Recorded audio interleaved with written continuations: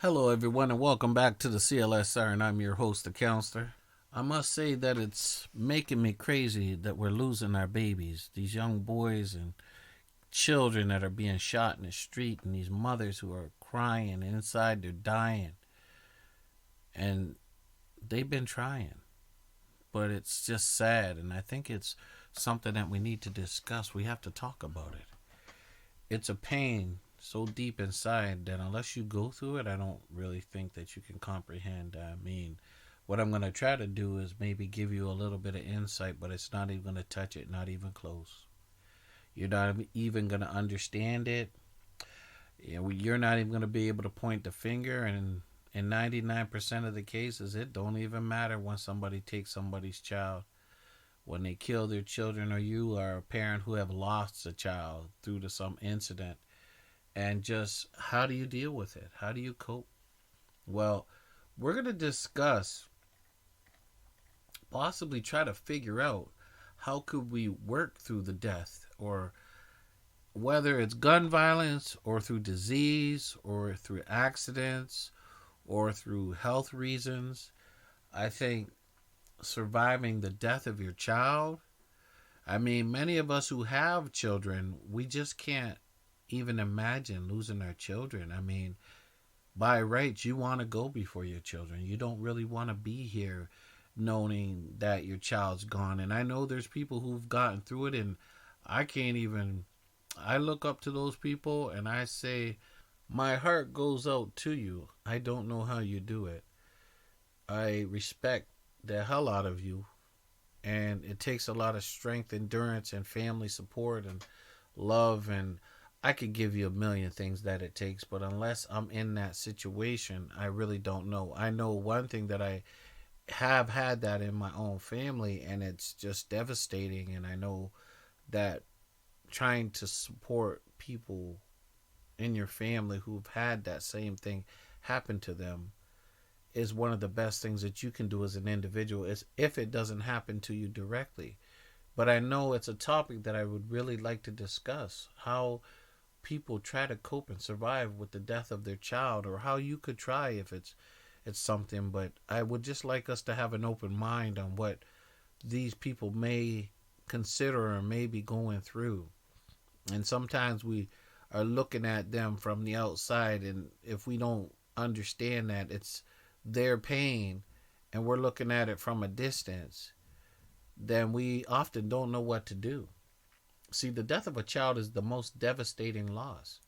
You mourn the loss of their life, the potential, the future of that child. Your life is forever changed, but it's not over. You can get through the grief and come out the other side. There are certain things that you can do to make something last or sustainable in your life, but you have to understand that first you're going to have to embrace all your feelings and emotions. You're entitled to whatever feelings come up. You may experience intense anger, guilt, denial, sorrow, and fear, all of which are normal for a bereaved parent. Nothing is off the table. Nothing is wrong.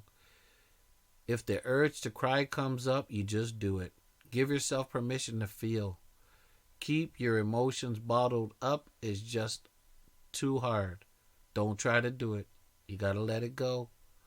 It's going to be hard. You got to do it in your own time. Because if you keep your emotions inside, you'll only make yourself feel worse about the saddest thing you have ever experienced. It's perfectly natural and even healthy to let yourself feel everything you can about this loss, because this will put you on the path to accepting it. You won't ever fully be able to get over it, but you'll be able to build, and through time you can strengthen, hopefully strengthen and deal with the death of your child. If you don't embrace your feelings, you won't be able to move forward. You just won't. And if it consumes you, you can't be blamed.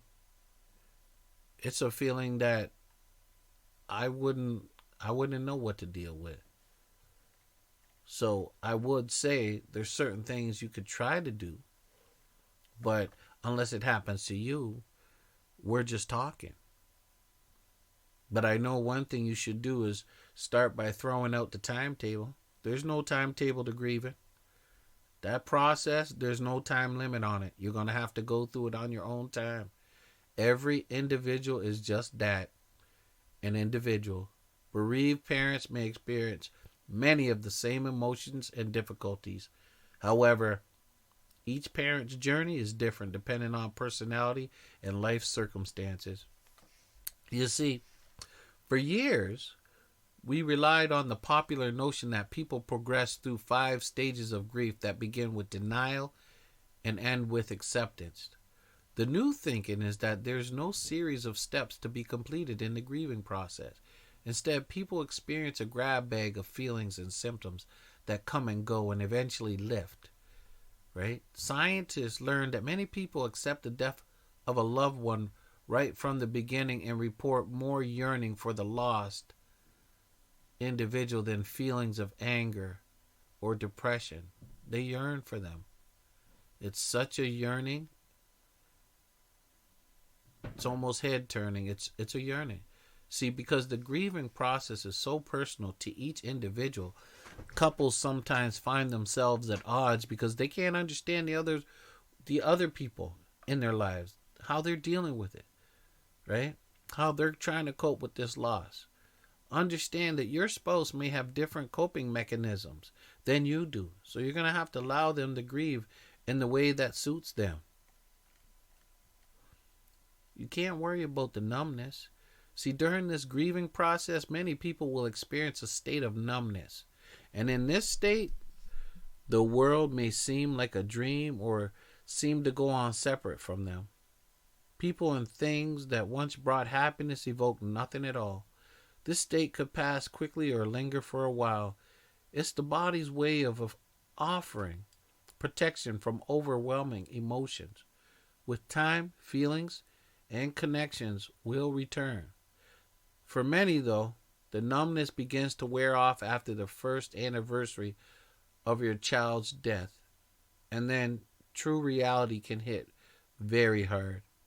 Many parents say that the second year is the most difficult. So you're going to have to take time off work. You might not. Some parents find that thought of returning to work, that's unbearable for them. While there are others that prefer to throw themselves into the daily activity and challenges that work offers, so they probably don't have to dwell on it. So you're going to have to find out what bereavement policy is at your workplace before making your decision. Some companies also offer employees paid personal days or the opportunity to take unpaid leave. Don't allow fear of letting your company down force you to return to work before you're ready. You got to think. And the research is out that there's about $225 billion a year due to reduced productivity as an effect of grief. So don't worry about the money. Don't worry about what the company is going through. You're going to have to take care of yourself. See, when someone we love dies, we lose the ability to concentrate or focus. Your brain doesn't work right when your heart is broken. You might even have to turn to your faith if you can, if that's what you are. Some of you might even lose your faith. See, if you find comfort in the beliefs, teaching, and rituals of your faith, turn to them now, to the aid they could offer in your grief recovery. Know, too, that the loss of your child may damage your religious beliefs, and that's okay. In time, you may find that you're able to return to faith. Either way, if you have been a person of faith, believe that God is big enough to handle your anger, rage, or sorrow. You might have to turn there. Whatever faith it is. You might not believe in God, but whatever it is, if you could do that to get your mind going in a different direction, right? You don't have to make decisions. You might even have to delay decision making. Wait at least 1 year before making any major decisions. Don't sell your house, change your locations, divorce a partner, or alter your life. Wait until the fog is lifted and you can clearly see the options available to you. Be careful of impulsive decision making in daily life.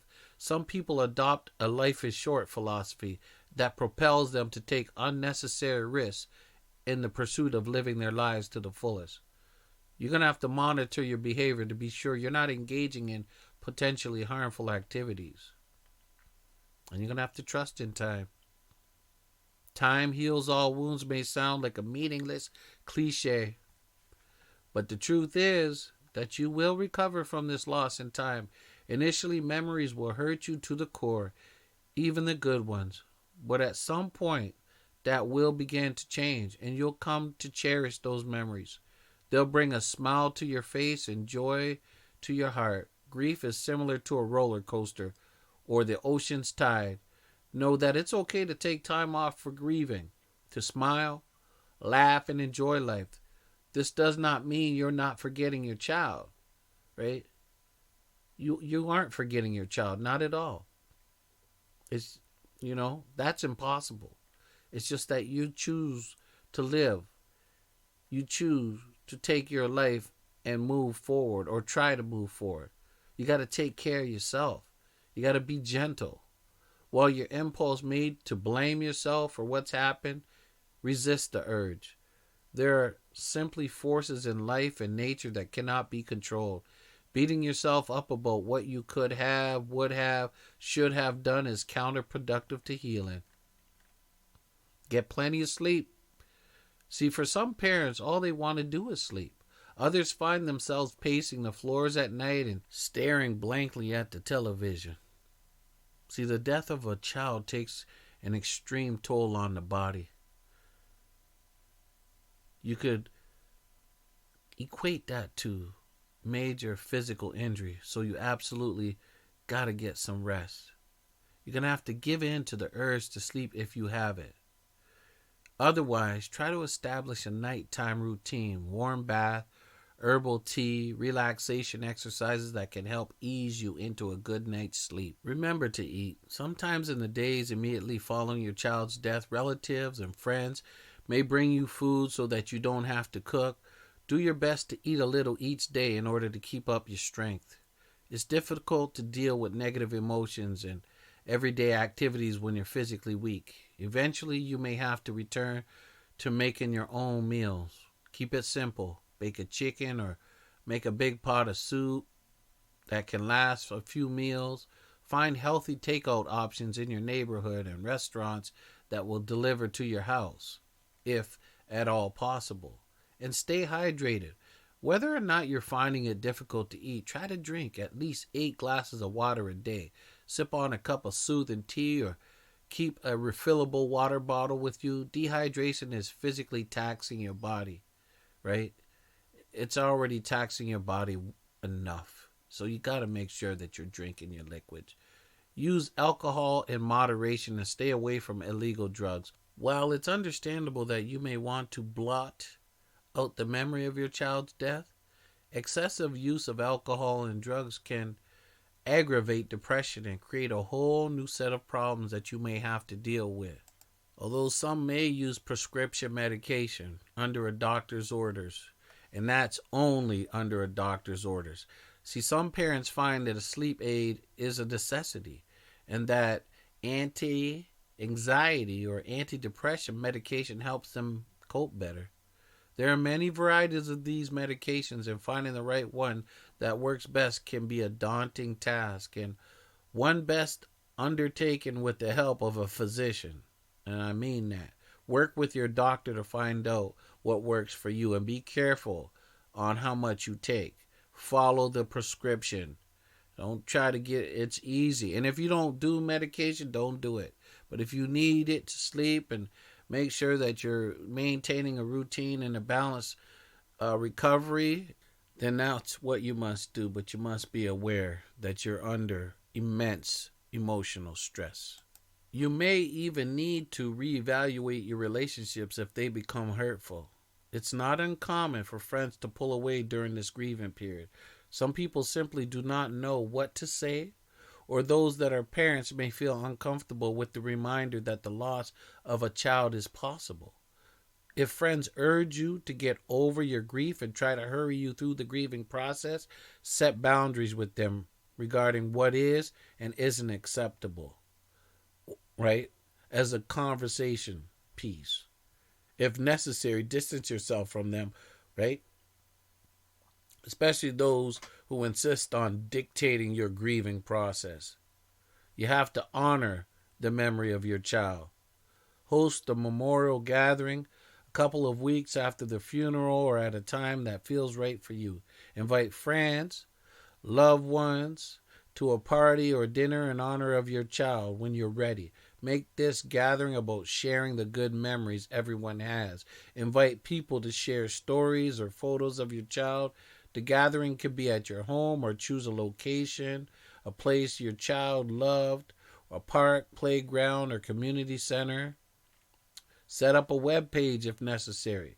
There are companies that provide web space where you can share photos and videos of your child and even record their life story. You can also create a Facebook page that memorializes your child and restrict access to that. Make sure it's only friends and family who know your child. You know, create a scrapbook if you could. Gather photos of your child, artwork, report cards, mementos, and organize them in a scrapbook. Write captions or stories to go with the photographs. This scrapbook is something you could look at when you want to feel close to your child. It's also a way to help younger siblings learn about their siblings. If you're inclined to, you may make a memorial donation. You can provide funds for a project in the name of your child. Like, you may be able to donate to your local library, asking them to purchase books in honor of your child.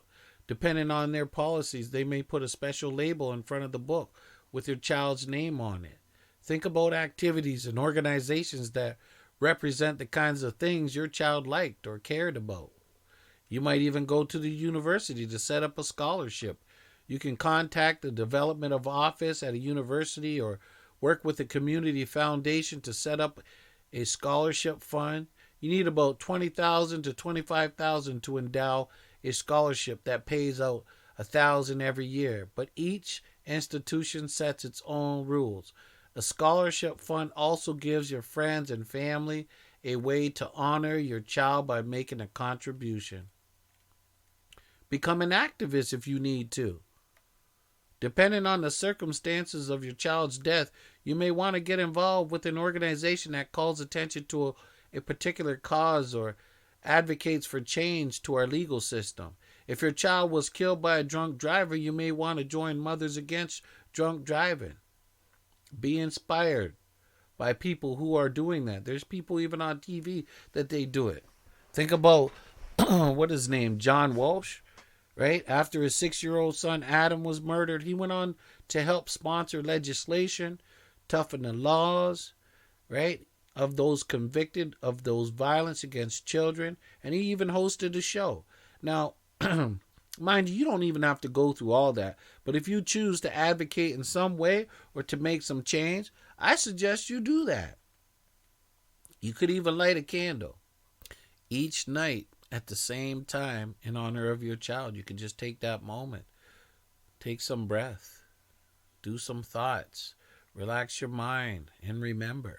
And if it feels right, only if it feels right, birthdays may initially be intensively painful, and you might choose to simply do your best to get through the day.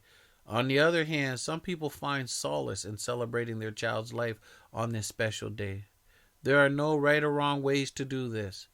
If it would give you comfort and allow you to celebrate all that was good, funny, and bright about your child, then plan a birthday event.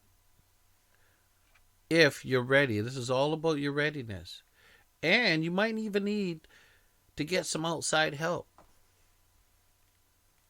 Talk to a therapist. See, a good therapist can be helpful, especially if it is someone who specializes in grieving. Grief counselor, they call them. You're going to have to look online, possibly, to find someone in your area. Plan to interview therapists over the phone before committing to a session. Ask about their experience working with bereaved parents, their process for working with the client, whether they incorporate a religious or spiritual component, something you may or may not want, their rates and their availability. Based on the circumstances of your child's death, you might be suffering from PTSD, the post traumatic stress disorder. If so, locating a therapist who has specialized in the PTSD training and counseling would also be very helpful. And you could join a bereavement group, knowing that you're not alone in the grief and that others are facing similar challenges can be comforting. Bereavement support groups for parents are available in many communities. Check online for groups near you. These groups offer a number of benefits, including the chance to tell your story in a supportive, non judgmental environment, a decreased feeling of isolation, and people who validate and normalize each other's emotional reactions. This is a great environment to be in. See, there are groups which basically they're of two varieties: time limited and open ended.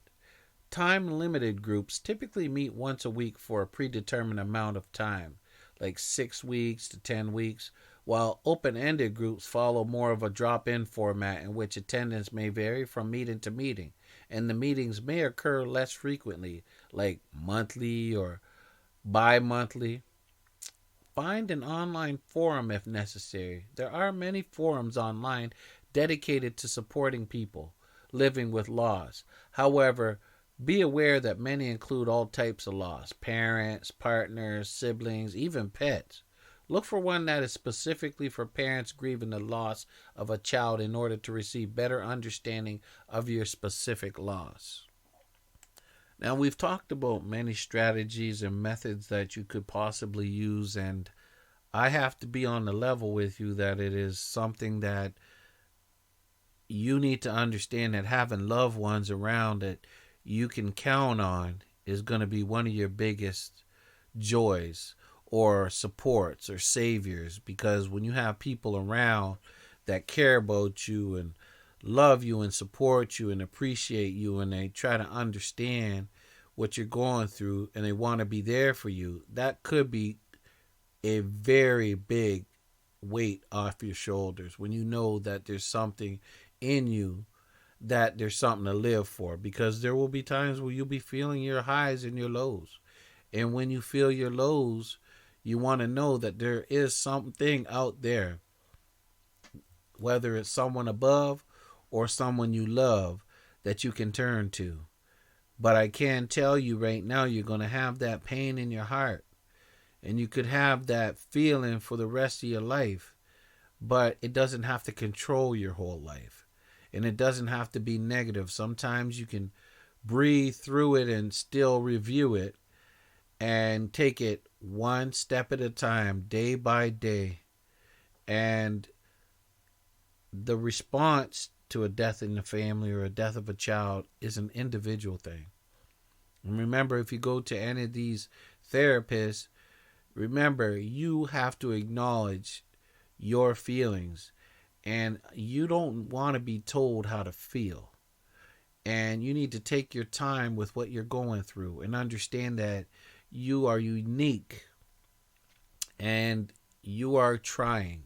And each day that you get up and you try, especially if you have children, I implore you to try, and keep your head up and keep trying to work through it, right? And let yourself know that you can't blame yourself, and you're not by yourself, and don't be by yourself. Take time by yourself if you need to, but don't stay by yourself too long. Try to learn to live in some sort of way. That's all I can say. So I want you to understand that my heart goes out to all the families out there. I can't say it enough. Whatever you need to get through, please do. I think being out there is hard enough, but losing a child, it's just, some people can't fathom it. But if you're holding on and you're staying strong, keep to it, okay? and encourage others who are going through the same thing to stay above board and to get support, and be very supportive, and don't put pressure on people thinking that you know what's best for them. You have to listen and let them grieve. Okay? So take care, people.